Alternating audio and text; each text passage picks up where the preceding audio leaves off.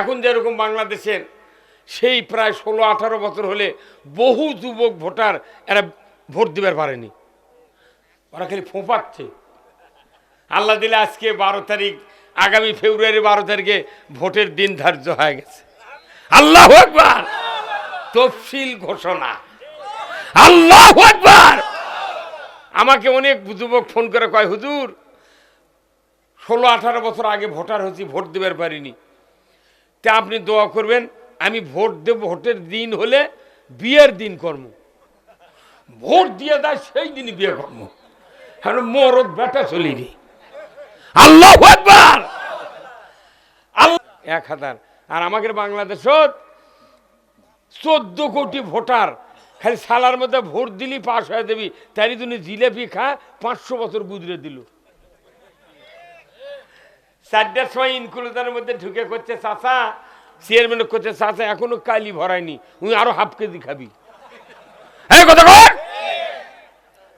একটা গরুর দাম 1.5 লাখ, একটা বকরি খাসির দাম 30,000, ভেড়ার খাসির দাম 10,000 টাকা।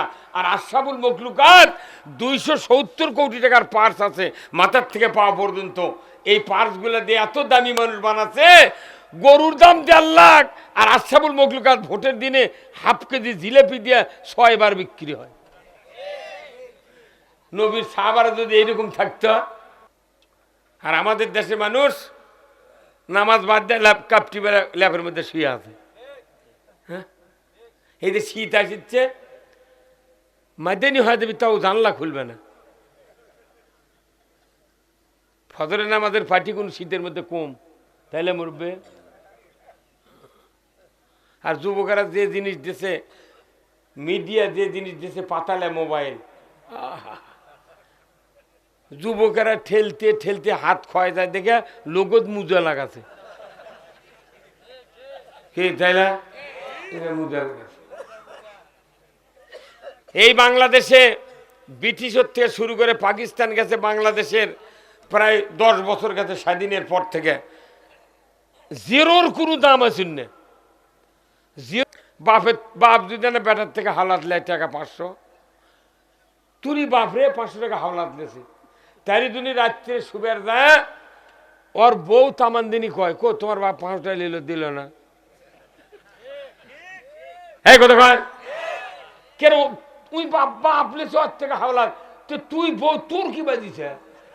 ও তামানদিনী শুবের গেলে খালি ওই চিনতে, কো তোমার বাপ টাকা লেলো দেয় না। কেরে তুই মরদটা তুই কবি দেয়, তোর কি বাজিছে? আমার বাপ আমি টাকা দিছি, তোর কি বাজিছে? মানে উস্কানি দিচ্ছে, তুই না বাপক গাইলে। আহারে কি সর্বনাশ! আপনাকে এদিকে দেখলে হয় না? হ্যাঁ, সর্বনাশ।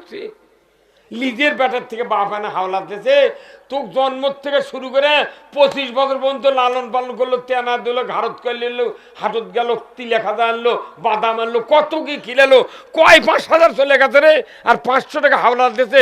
তুই কইস না তোর বইয়ের এত জোর কেরা? হ্যাঁ, কত কর মনে হচ্ছে লোন লেছে ওর থেকে। আহারে, এই দেশের মানুষ।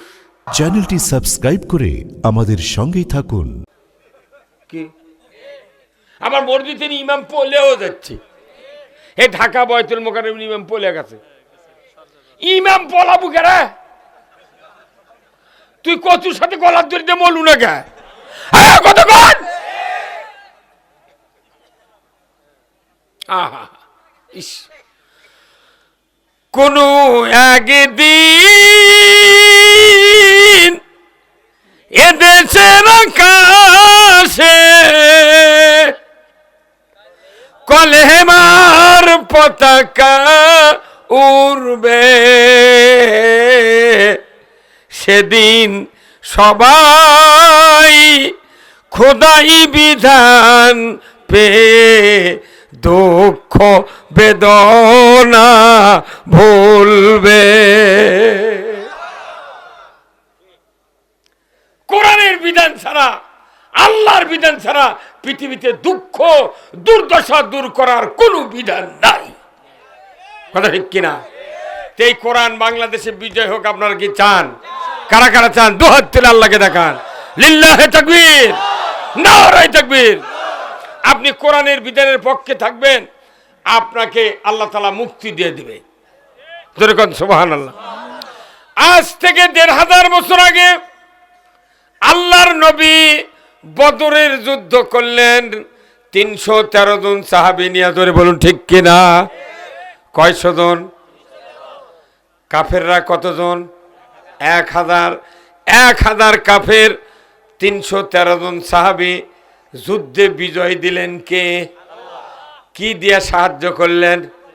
ফেরেশতা দিয়া। কত হাজার? ৫০০০ ফেরেশতা দিয়া আল্লাহ তাআলা বদরের প্রান্তরে রসুলকে সাহায্য করলেন। এরপরে বদরে বিজয় লাভ হলো। রসুল সাহাবীদেরকে নিয়ে চলে আসলেন মদিনায়। হঠাৎ করে ঢ্যান্ডারা বাজিয়ে গেল উহুদের যুদ্ধের জন্য।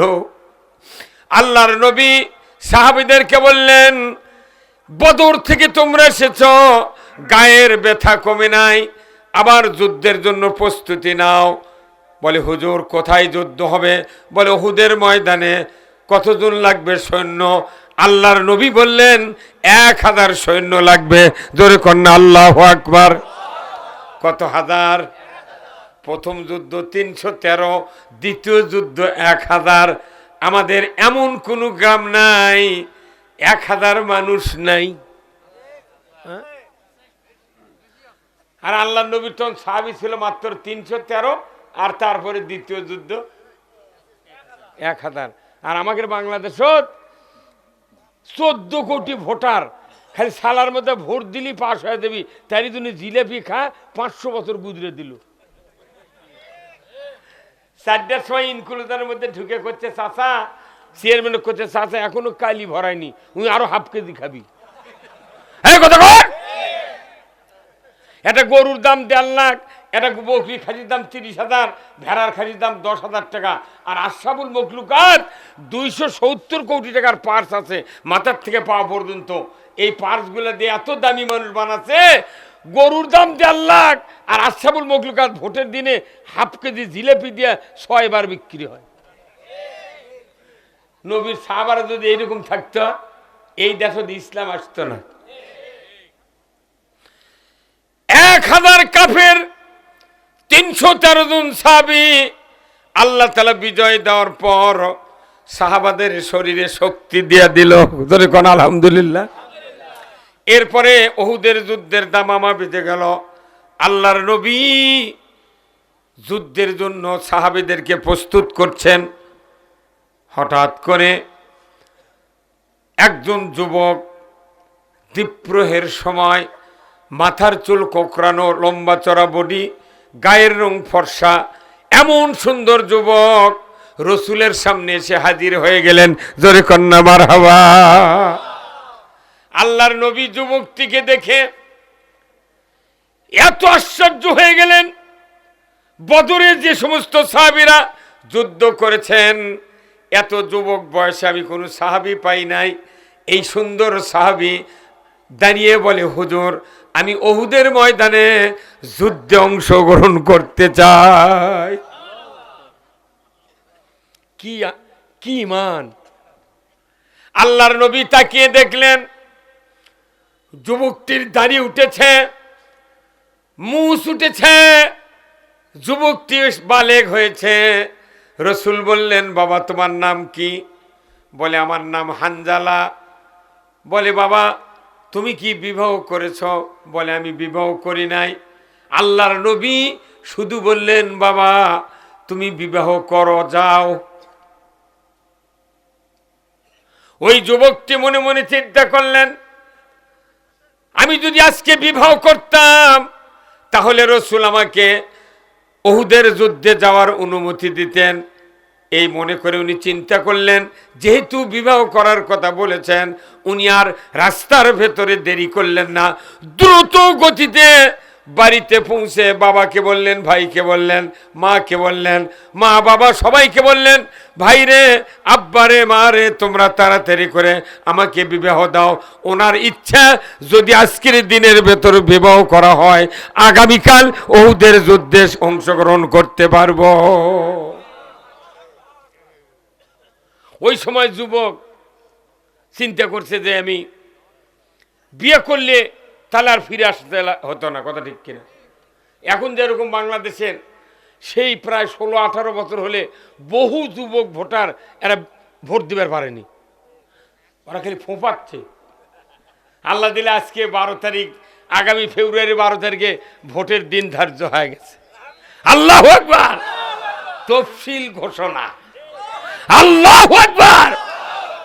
আমাকে অনেক যুবক ফোন করে কয়, হুজুর 16-18 বছর আগে ভোটার হয়েছি, ভোট দিবার পারিনি, তা আপনি দোয়া করবেন, আমি ভোট দেব, ভোটের দিন হলে বিয়ের দিন কর্ম, ভোট দিয়ে দেয় সেই দিনই বিয়ে কর্ম, এখন মরদ বেটা চলিনি। আল্লাহু আকবার। আল্লাহর নবীর সাহাবী হযরত হানজালা চিন্তা করলেন বিবাহ করব, আজকেই আগামীকালকে যুদ্ধের ময়দানে যাব, রসুল যেহেতু বলেছেন বিবাহ করো, আমার বিশ্বাস বিবাহ করলেই উহুদের ময়দানে যুদ্ধের জন্য চান্স পেয়ে যাব। জোরে কোন আল্লাহু আকবার। অতি দ্রুত গতিতে বিবাহ সম্পন্ন করলেন। সন্ধ্যার আগে স্ত্রীকে বাসায় নিয়ে আসলেন। গভীর রাত, বাসর সজ্জা উদযাপনের পর হযরতে হানজালা ভোর রাতে উনি স্ত্রীকে নিয়ে হাম্মামখানায় চলে গেলেন গোসল করার জন্য। মদিনার অলিতে গলিতে কে যেন ঢান্ডারা বাজিয়ে যাচ্ছে, ও মদিনার ঘরে বাইরে কোনো মুসলমান আছো নাকি? কে আসো রে? মদিনায় কুতিলা মুহাম্মদ, রসুল শাহাদাতের পথে, ইসলাম পরাজিতের পথে, তাড়াতাড়ি করে তরবারি নিয়া ইসলামের পক্ষে যুদ্ধে তোমরা শরীক হও। ইসলাম যদি পরাজিত হয়, নবী যদি শহীদ হয়ে যায়, বেঁচে থেকে কোনো লাভ হবে না।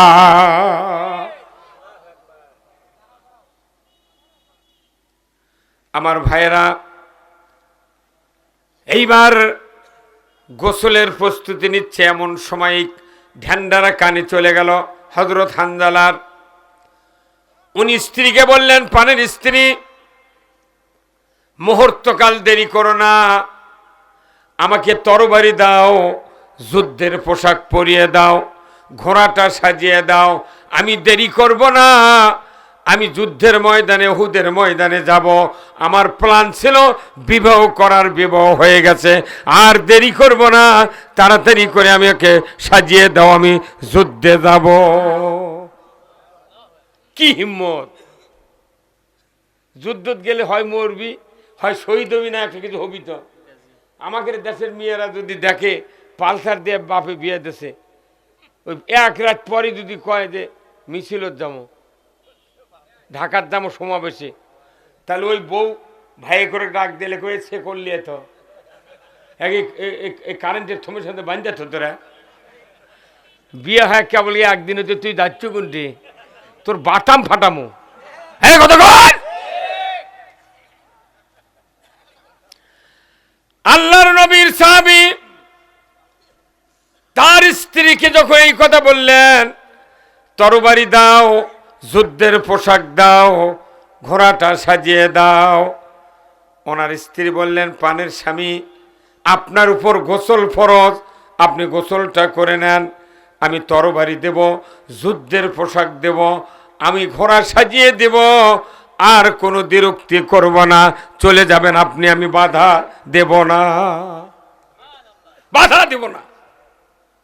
ওনার স্ত্রী এ কথা বলার পরই হযরত হানজালা বললেন, ওগো পানের স্ত্রী, আমি গোসল করতে গিয়া যদি আমার নবী শহীদ হয়ে যান, উহুদের যুদ্ধে যদি ইসলাম পরাজিত হয়ে যায়, আমার গোসল করার পরেও কিয়ামতের ময়দানে আমি জবাব দিতে পারবো না আল্লাহর কাঠগড়ায়, অতএব গোসল করব না, তরবারি দাও, যুদ্ধের পোশাক দাও, আমি তাড়াতাড়ি করে উহুদের ময়দানে ইসলামের পক্ষে যুদ্ধ করব।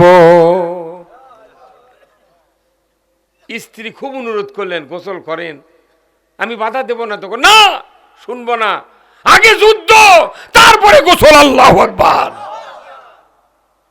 ঈমান কারে বলে?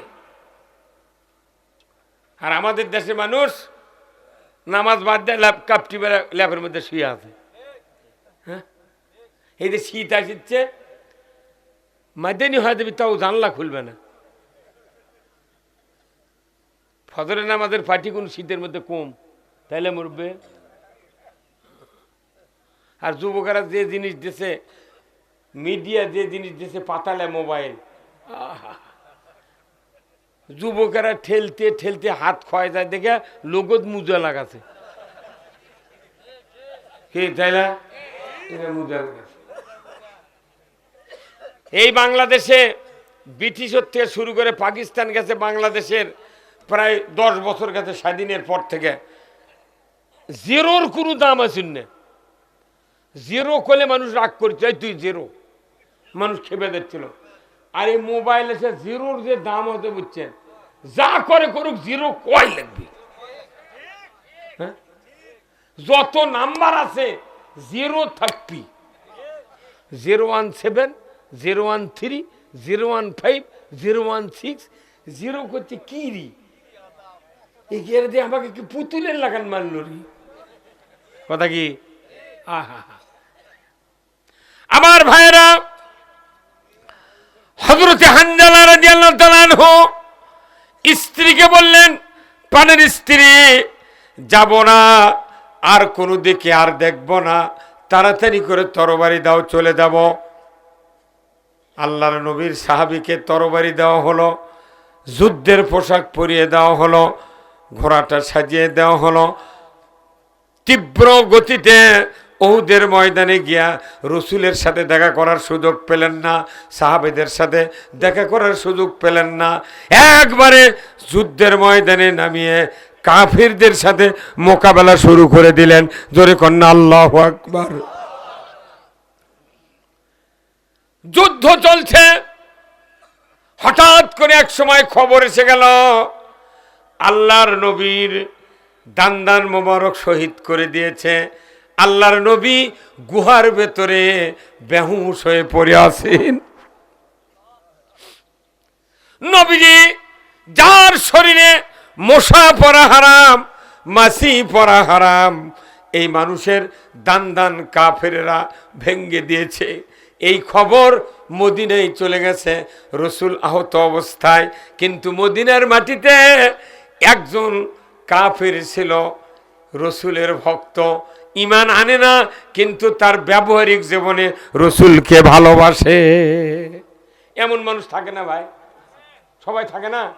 কত হিন্দু মানুষ মুসলমানকে ভালোবাসে, বাড়ি কাজকার মানুষ। এই কাফের রসুলের এত ভক্ত ছিল কি যখন শুনিছে মুহাম্মাদের মাথা মুখের দাঁত ভেঙে ফেলে দিয়েছে, তখন ওই কাফের চিন্তা করছে কোন মানুষ মারলো এই মানুষটাকে, তার প্রতিশোধ আমি নিয়ে আগে ছাড়বো। আল্লাহু আকবার। মারিছে তো কাফের, আর প্রতিশোধ নিয়ে যাচ্ছে কে? কি মহব্বত, ভালোবাসা! ওই ব্যক্তি ঘোড়ার উপর চলল, তরবারি নিল, নবীজির দান ভেঙ্গে কষ্ট দিল। প্রতিশোধ নেব আজকে উহুদের ময়দানে। তীব্র বেগে গতিতে চলে যাচ্ছে, যুদ্ধে অংশগ্রহণ করবে। কে মেরেছে, কে দাঁত ভেঙেছে, তার প্রতিশোধ নেব মনে মনে প্রতিজ্ঞা করেছে। প্রতিশোধ না নেওয়া পর্যন্ত আমি উহুদের ময়দান থেকে ফিরব না। কি ভালোবাসা রসুলের উপর! কেন ভালোবাসা? আল্লাহ নবী যখন মদিনাত গেলেন তখন একটা ঘোষণা করে দিলেন। কি ঘোষণা? যে এই মক্কা, এই মদিনার মাটির যত আনসার, মুহাজির, কাফের, ইহুদি, নাসারা আছে, সমস্ত মানুষের যত ঋণ আছে, দেনা আছে, সব আমি নবী রসুলের কাঁধে উঠায় নিলাম। যেরকম আল্লাহু আকবার। মানুষের দেনা যদি কেউ ঘাড় তুলে নেয়, উনি আজার হয়ে যায় না? বাইসে কেন? তাহলে এই কাফের কেন ঋণ আল্লাহ নবী তুলে লেছে, তাহলে মানুষ ভালোবাসবে না কে? হ্যাঁ? আর এখন বাপ যদি না বেটার থেকে হাওলাত লেয় টাকা 500, তুই বাপরে 500 টাকা হাওলাত লেছে, তারই তুমি রাত্রে শুবের যায়, ওর বউ তামানদিনী কয়, কো তোমার বাপ 500 টাকা দিল না? এই কথা কয় কেন? তুই বাপ লেছে ওর থেকে হাওলাত, তো তুই বউ তোর কি বাজিছে ও তামান দিনই সুবার গেলে খালি ওই চিনতে কো তোমার বাপ টাকা লেলো দেয় না কেরে তুই মরদটা তুই কবি দেয় তোর কি বাজিছে আমার বাপ আমি টাকা দিছি তোর কি বাজিছে মানে উস্কানি দিচ্ছে তুই না বাপক গাইলে